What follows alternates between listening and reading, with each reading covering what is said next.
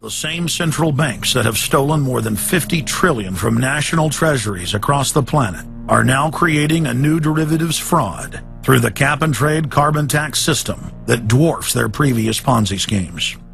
We've just watched a financial meltdown in this country, the likes of which hasn't been seen in some time.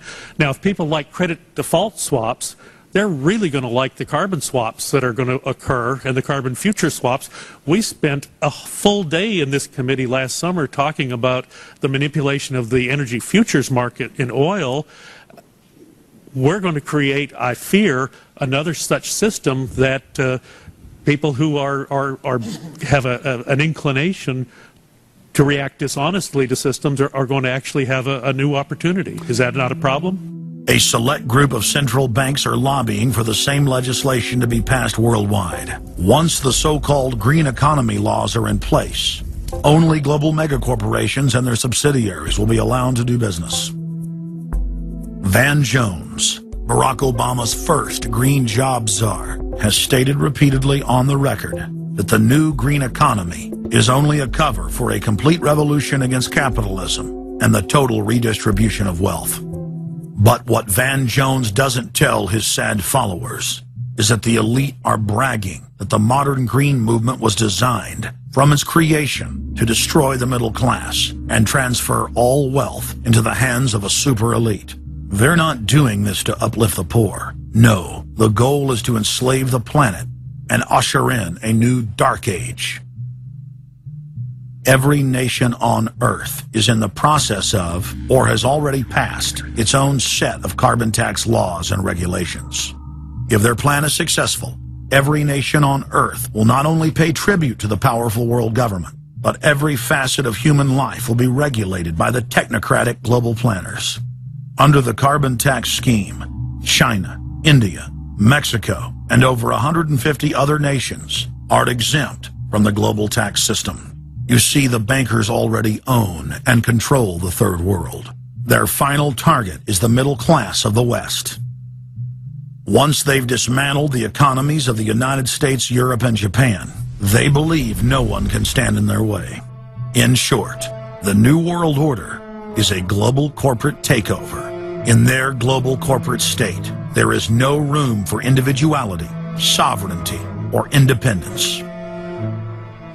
As their program begins to face more and more opposition, lawmakers and supporters of the man-made global warming hypothesis want laws to be passed, making it illegal to question their theories.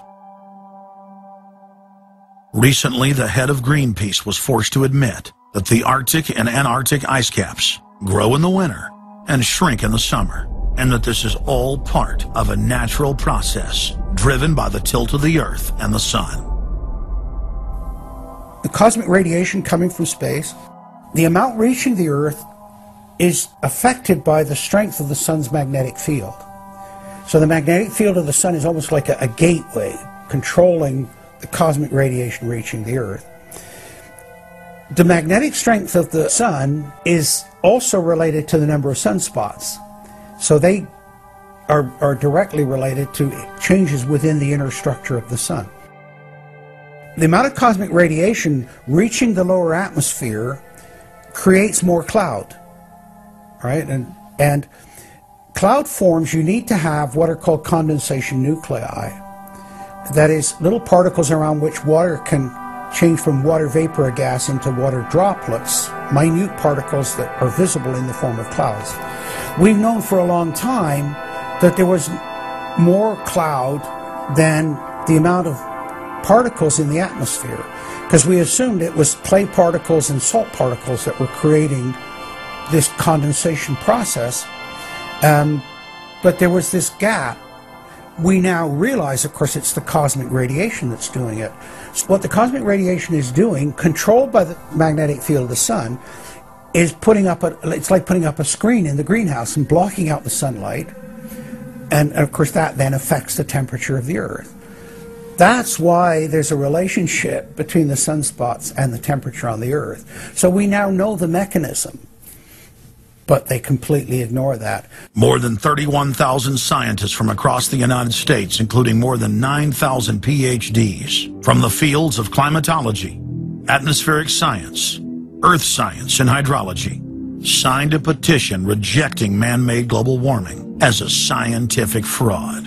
This shattered the hoax of the so-called consensus that the mainstream media had been pushing for years, that every scientist on Earth believed that man-made global warming was a fact. If the people are able to block their carbon tax takeover, the elite's agenda to establish a planetary world government will collapse.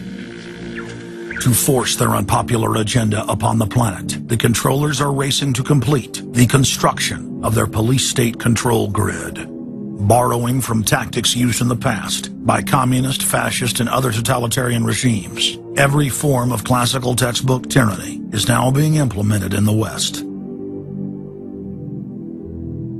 In the United States, the central government is federalizing local police. State and local officers are in a great position to collect important information on terrorists and their allies, and a terrorist screening center stands ready to help you.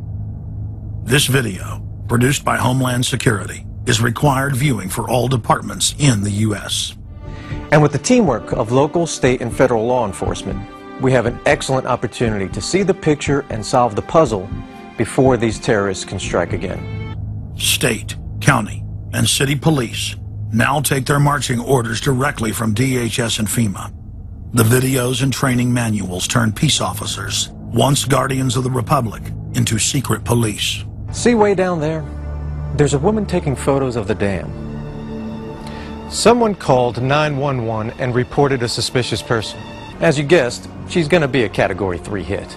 And since it's very important that we don't let her know that we know, both the dispatcher and the officer need to make sure she doesn't hear the radio traffic. Stand by. If I could ask you to wait right here, please. Sure. Everyday items and activities are listed as proof that you are sympathizing with shadowy boogeymen of terror. Of course he's going to keep his eyes open for anything interesting or unusual in the car. That would include cameras, binoculars, video equipment, GPS, maybe things like sleeping bags that suggest they're living out of the car. From their inception, Homeland Security and Northcom were set up to dominate the people and the states, not to fight the CIA-created Al-Qaeda. Patriotic members of the military and law enforcement, at great risk to their lives and careers, have sent this filmmaker federally and internationally produced law enforcement manuals, textbooks, documents, and videos. The MIAC report, distributed to Missouri law enforcement, lists gun owners, libertarians, constitutionalists as potential terrorists. The federally written document went on to list Ron Paul, Bob Barr, and American flag bumper stickers as dangerous paraphernalia linked to white supremacists. Even before 9/11, FEMA was quietly indoctrinating local police to have a hatred of the Founding Fathers and everything our constitutional republic stands for. Who was the first terrorist organization in the United States? Who? Founding Fathers. Founding Fathers. You mean Thomas Jefferson? Oh, yeah. You mean George Washington? Oh, yeah. Paul Revere? Yeah. These guys right here, let me ask you something. Did they try to scare people? Oh, yeah.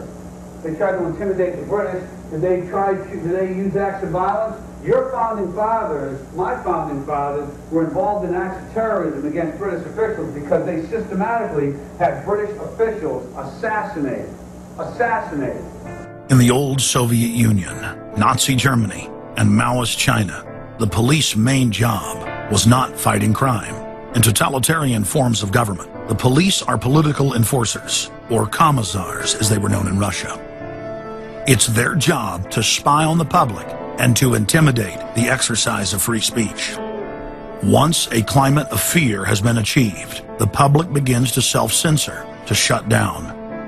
Once the people have been intimidated to withdraw from the field of intellectual battle, the tyrants have a free hand to expand the repression and looting of the helpless serfs.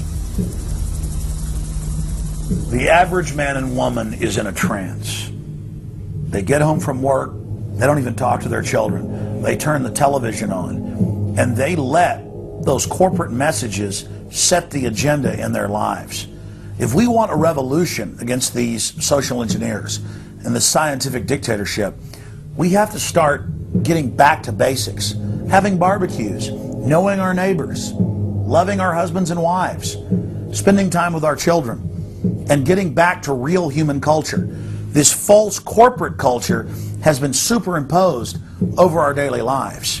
The public is literally under a trance. We have to somehow reach out to them and break them out of this trance. And as the globalists destroy our standard of living and bring in their police state, a lot of people are beginning to wake up and realize that what they've been told all their lives was a lie. But it's essential that we, the people, are there to reach out to our fellow Americans and our fellow human beings and show them the truth.